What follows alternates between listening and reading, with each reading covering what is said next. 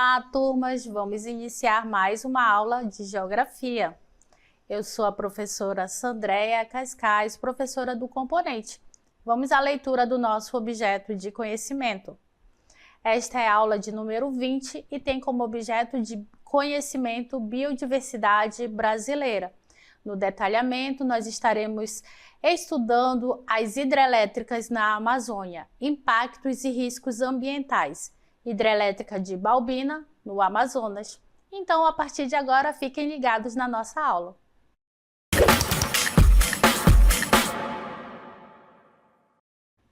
Bem, turmas, na Amazônia, as hidrelétricas, elas utilizam, elas aproveitam, na verdade, a água dos rios, para gerar energia elétrica, para gerar aí energia que vai abastecer ali as residências, os edifícios, enfim. Entretanto, essas hidrelétricas, elas trazem ali muitas transformações para a floresta e até para a vida das pessoas. Então, energia é produzida assim, mas o custo dos impactos, na verdade, o custo ambiental e o custo social, ele é bastante alto. Então, a gente vai verificar aí todas as características das hidrelétricas na Amazônia e destacando aí esses principais impactos, tanto ambientais quanto sociais, que são construídos aí, estão relacionados aí à construção de hidrelétricas na nossa região. Acompanhem comigo o nosso texto, onde a Amazônia brasileira ela tem um grande potencial para a geração hidrelétrica, graças às quantidades enormes de água que passam pela região. E as quedas topográficas, que elas são bem significativas nos afluentes do rio Amazonas. Quando esses descem a partir do escudo brasileiro, na parte sul da região amazônica, ou do escudo guianense no lado norte. Então, esse potencial hidrelétrico da nossa região levou ali à construção de muitas usinas hidrelétricas. E aí nós vamos ter a construção dessas usinas hidrelétricas vistas como uma solução para ampliar a oferta de energia no nosso país. Porém, ao mesmo tempo em que se aproveitam a força dos rios, da água dos rios, essas obras, elas vão provocar grandes impactos. Elas vão alagar ali extensas áreas de florestas, vão alterar o equilíbrio dos ecossistemas e, dessa forma, afetar ali diretamente comunidades ribeirinhas e comunidades indígenas. Então, a gente vai verificar que, de acordo com a Agência Nacional de Energia Elétrica, a ANEEL, na Amazônia nós temos 32 hidrelétricas que estão ali em operação e também há 31 usinas em alguma etapa de planejamento.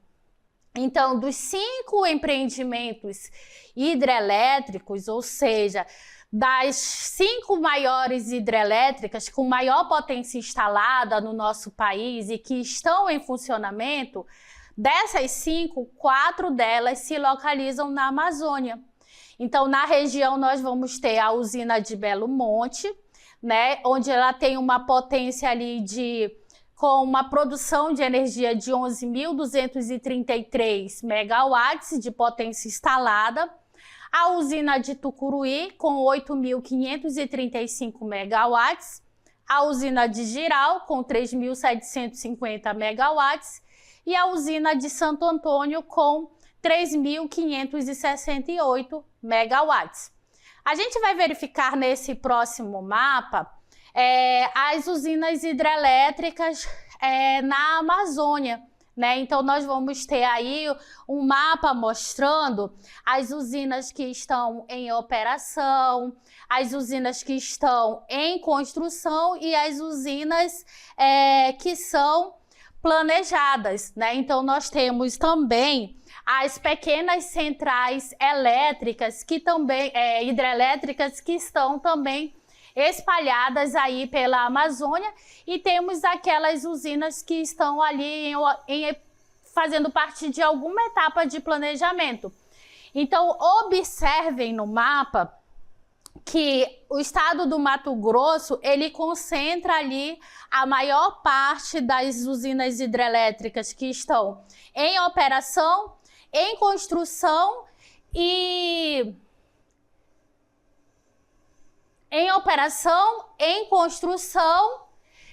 também que estão ali em funcionamento. Então, a gente vai verificar ali, né, essas usinas hidrelétricas concentradas no estado do Mato Grosso.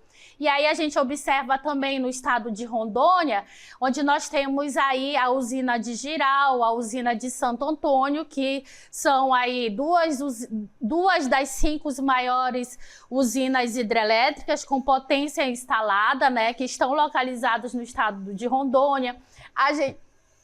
A gente vai ter a usina de Belo Monte, no estado do Pará, e a usina de Tucuruí também.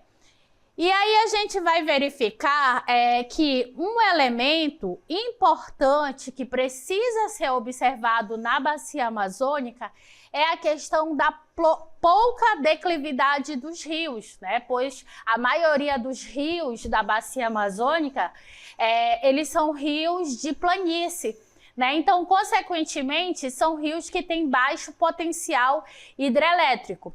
O rio Amazonas, ele é um dos maiores rios de planície para a construção de uma hidrelétrica.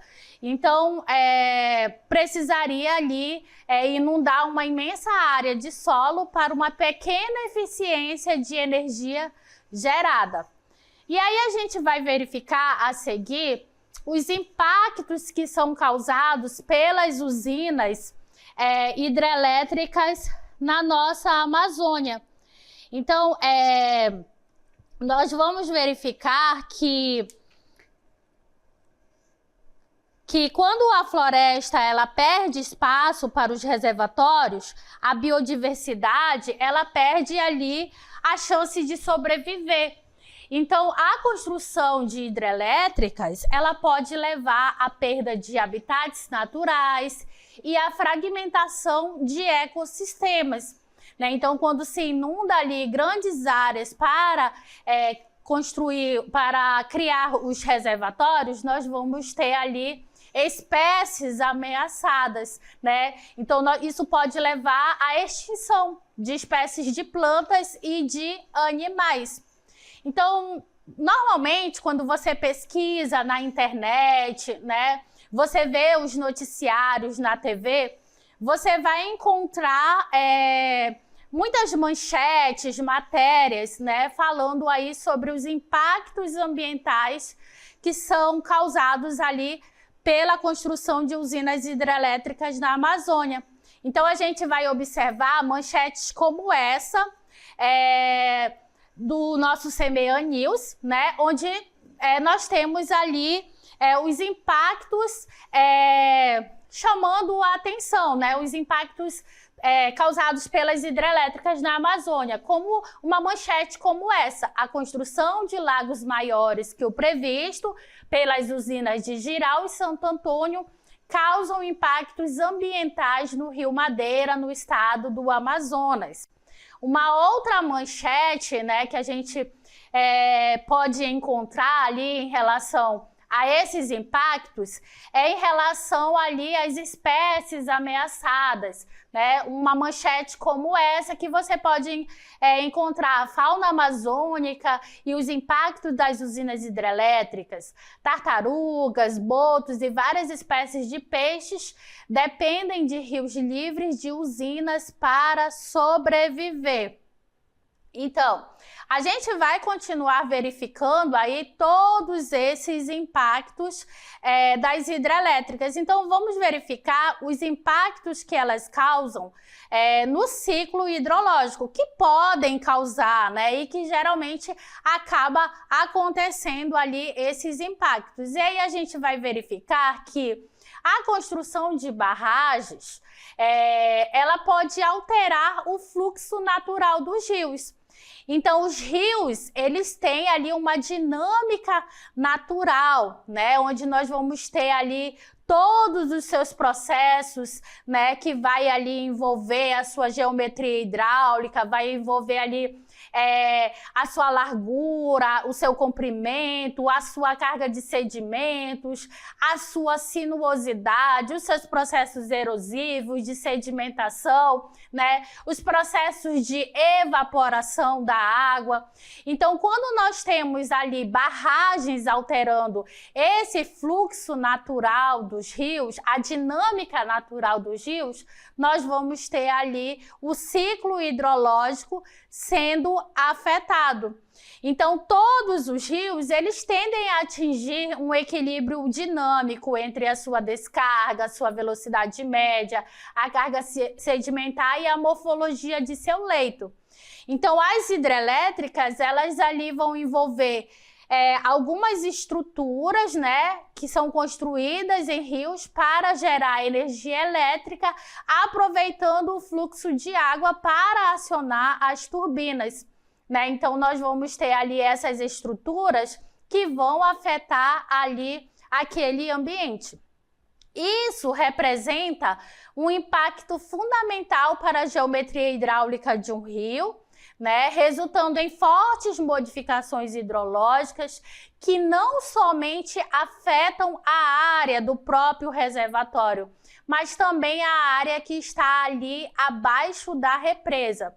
E isso pode resultar em mudanças no regime de chuvas e na inundação de áreas adjacentes.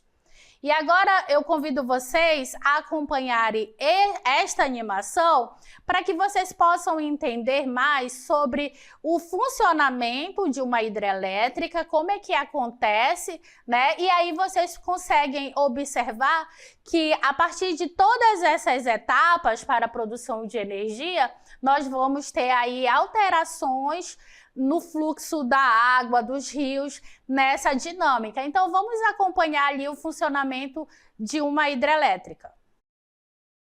Curumim, você sabe de onde está vindo a energia que estamos consumindo para assistir à transmissão dessa aula? Quero entender melhor, professora.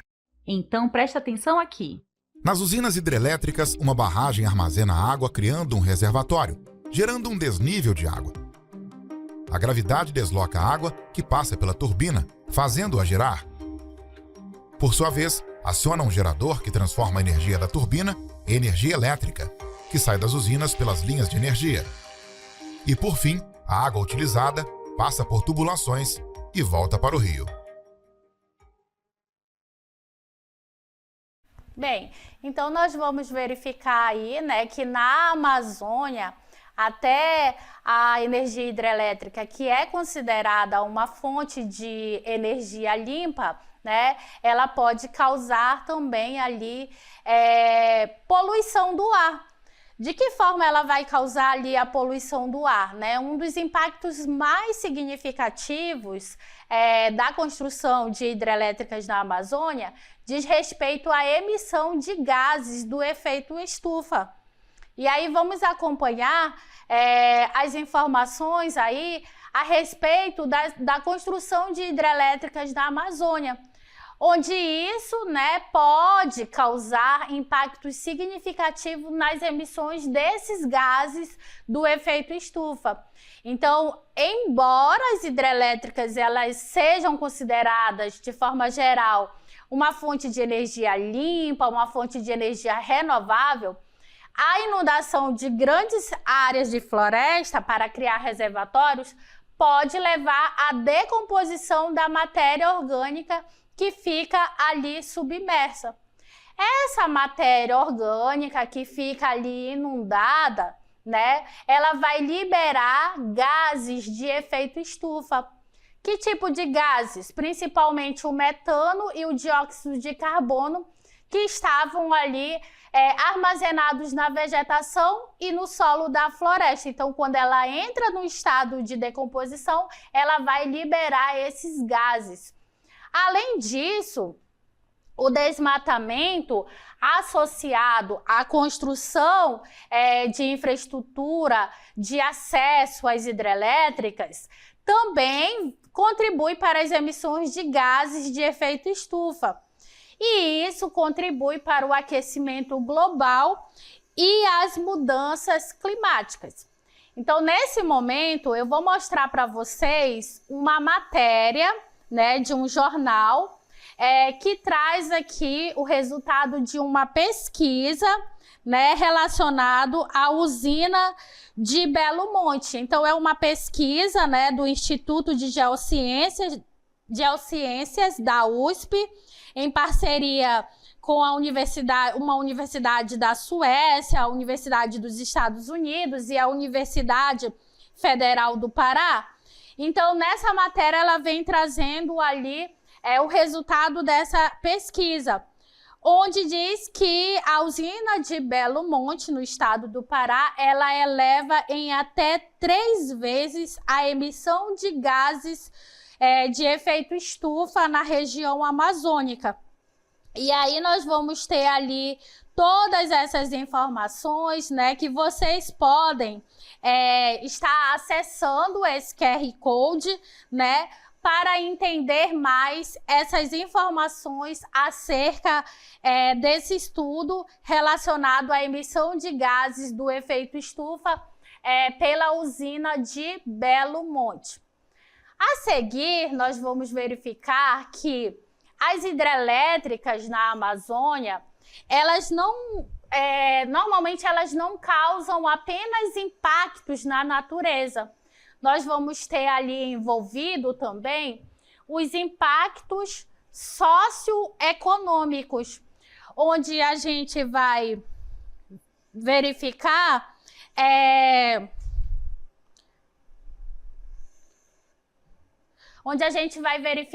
ali que a construção de hidrelétricas, ela vai causar ali o deslocamento forçado de comunidades locais, resultando em perdas de terras, né, onde essas comunidades, as pessoas, elas vão ser obrigadas, né, a deixarem as suas terras, os seus recursos, os seus modos de vida tradicionais a qual elas estão habituadas. E isso pode levar a conflitos sociais e econômicos. Então, agora eu vou mostrar para vocês a usina hidrelétrica de Balbina, que ela é um dos principais exemplos dos impactos ambientais e sociais das usinas hidrelétricas na Amazônia. Então, essa usina, a usina hidrelétrica de Balbina, ela foi construída no ano de 1985, né? E vai até 1989. E atualmente ela é administrada pela concessionária de energia do Amazonas. E aí nós vamos ter uma barragem que tem capacidade instalada de 250 megawatts, e ela inunda uma área de 2.360 quilômetros quadrados. Então, a usina hidrelétrica de Balbina, ela possui 5 unidades geradoras de energia e ela é responsável pela produção de 50 megawatts de potência. E aí a gente vai verificar, né, toda a área de abrangência aí da usina hidrelétrica de Balbina. A barragem, gente, ela foi criada para fornecer eletricidade renovável à cidade de Manaus. Mas ela foi considerada ali um projeto controverso pelos moradores locais desde o início, devido ali à perda da floresta e ao deslocamento do território das casas das famílias tradicionais.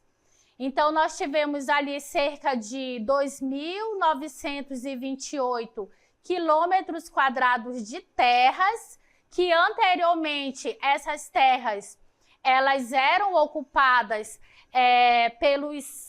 pelos índios Uamiri Atroaris e eles foram removidos e inundados. Então, nestas imagens, vocês podem estar observando ali, né, a hidrelétrica de Balbina aí sobre o rio Uatumã, onde ela aproveita ali as águas do rio Uatumã para a geração de energia hidrelétrica, certo? E aí a gente vai continuar verificando, né, ainda em relação à usina hidrelétrica de Balbina, os impactos causados pela construção da hidrelétrica, pela construção da barragem lá em Balbina. Então, a gente vai verificar que a construção da barragem, ela resultou na formação de um grande reservatório artificial e isso levou ao alagamento de uma área significativa de floresta, resultando ali na decomposição da matéria orgânica que ficou submersa e isso foi impactando ali o ecossistema local. Então, esse processo, né, ele libera grandes quantidades de metano, que é um gás do efeito estufa, que vai ali contribuir para o aquecimento global. Então, a professora Cristiane Marques, né, a professora daqui do Centro de Mídias de Educação do Amazonas, professora de Química, ela vai explicar com mais detalhes os gases do efeito estufa na usina hidrelétrica de Balbina. Vamos acompanhar a professora. Oi, turma, tudo bem? Eu sou a professora Cristiane Marques, sou professora de Química daqui do Centro de Mídias e vou falar um pouquinho para vocês sobre alguns gases de efeito estufa e sobre a hidrelétrica de Balbina, tá certo? Vamos começar com os gases do efeito estufa. São 3 gases, basicamente, que é o dióxido de carbono, chamado de o CO2, dióxido de carbono. Temos o metano, que é o CH4, e temos o óxido nitroso. Esses gases, eles perduram na natureza por um bom intervalo de tempo. Por exemplo, o dióxido de carbono, ele dura na natureza por cerca de 1000 anos. O metano, ele dura na natureza por cerca de 1 década. Já o óxido nitroso, ele dura na natureza por cerca de 120 anos. Então, quanto mais a gente produz esses gases, mais eles vão ficar unidos na natureza, causando ali o efeito estufa. Vai fazer muito mal para a natureza, consequentemente para a gente. E a usina hidrelétrica de Balbina, ela é uma usina considerada, a hidrelétrica ela é considerada uma energia limpa, mas na verdade não é bem isso que acontece. Por quê? Porque quando a usina hidrelétrica de Balbina ela foi feita há mais de 20 anos atrás, ela inundou um lago e esse lago tinha muita floresta. Com isso, as plantas que ficaram no fundo do lago, elas são plantas mortas e elas produzem bactérias, que essas bactérias elas liberam muito metano e muito gás carbônico, ou seja, 2 gases do efeito estufa. Na verdade, eles liberam 10 vezes mais gases do efeito estufa do que uma própria termoelétrica à base de carvão, ou seja, ela não é uma energia limpa realmente como a gente pensa que é, por causa desse que nós consideramos desastre ambiental, por causa desse alagamento que aconteceu quando ocorreu a fundação da usina elétrica de Balbina. Então, ela produz gases. Então, o que acontece?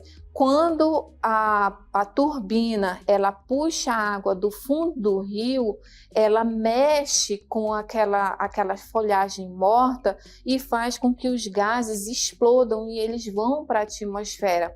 É como se a gente estivesse abrindo uma garrafa de refrigerante quente, já abriram? Quando você vai destampar quando você vai destampar o refrigerante que ele está quente, ele sai o gás com muita força, acontece a mesma coisa lá com a usina hidrelétrica. Então os gases metano e gás carbônico, eles saem e vão para a atmosfera. Então a gente, na verdade, está poluindo aí 10 vezes mais do que uma termoelétrica. Então, na verdade, a usina hidrelétrica de Balbina não é uma energia tão limpa quanto a gente pensa que é, tá certo? Espero que vocês tenham compreendido. Muito obrigada. Bem, turmas, em razão de todo esse impacto ambiental causado ali, resultante da construção da barragem lá na hidrelétrica de Balbina, essa usina ela é considerada, principalmente pelos ambientalistas, como uma tragédia ecológica, né? Então, nós vamos verificar que esse reservatório, né, ele inundou ali uma área de quase 3.000 quilômetros quadrados. Então, nós tivemos ali uma floresta de igapó e de terra firme que foi afogada, né? Então, apenas os planaltos, as áreas mais elevadas que permaneceram ali não inundadas, né? Então, nós tivemos ali, lá em Balbina, a formação de 3.500 ilhas isoladas em um cemitério de milhões de árvores mortas, né? Então, nesta imagem, vocês conseguem ali observar, né, essas árvores mortas que são conhecidas como paliteiros, né, que ainda até os dias de hoje vem produzindo um grande volume de gases do efeito estufa, como o metano. Então, Balbina, né, destruiu uma área enorme de floresta ao represar as águas do rio Atumã, que está em um terreno plano.